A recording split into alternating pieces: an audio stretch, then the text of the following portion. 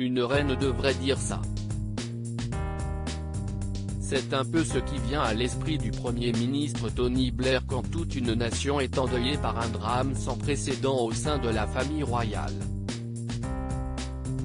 Arte propose de retrouver The Queen à partir de 20h50 ce dimanche 25 octobre, drame dans lequel Ellen Mirren campe Elisabeth II, une reine dépassée par les événements et les réactions. La comédienne, amatrice d'histoire, investira bien des années après le rôle de Catherine la Grande. Les angles du film visités et revisités Maudit tunnel.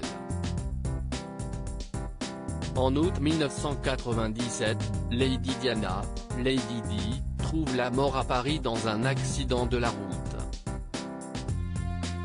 Le drame intervient au tunnel de l'Alma, lieu bientôt envahi de paparazzi. En apprenant le drame, le Royaume-Uni tombe en émoi mais pour la reine Elisabeth II, minée depuis tout ce temps par la rupture entre Diana et Charles, refuse d'organiser une cérémonie officielle. Dans un système où la royauté et la politique ne se mélangent pas, Tony Blair rompt le protocole. Le nouveau Premier ministre souhaite convaincre l'épouse de Philippe de briser le silence alors qu'elle reste de marbre face à la tragédie.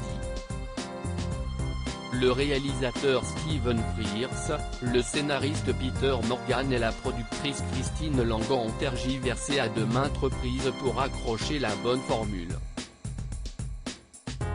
Le scénariste a révélé que dans un premier temps, The Queen, qui n'aurait donc pas porté ce titre, avait pour vocation de s'intéresser aux 24 heures écoulées après le drame, autour de personnages méconnus.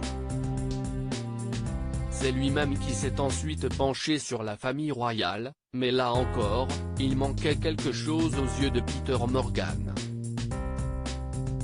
C'est alors que la productrice a décidé d'inclure une partie politique avec le rôle joué par Tony Blair pour sortir la reine de sa torpeur. L'élément clé de l'histoire était la relation entre le Premier ministre et la reine, car Blair a su tout de suite qu'il était un partenaire incontournable dans la gestion de cette crise, a précisé Christine Langan. The Queen a bien marché en Grande-Bretagne et en France, 850 000 Français se sont déplacés dans les salles obscures en 2006, tandis que le biopic a réalisé près de la moitié de ses recettes en Grande-Bretagne, signe que l'œuvre a été bien accueillie de l'autre côté de la Manche. La reine Elisabeth II est toujours à l'honneur en deuxième partie de soirée avec un documentaire retraçant son parcours, de son accession au trône jusqu'à la célébration de son 90e anniversaire en 2016.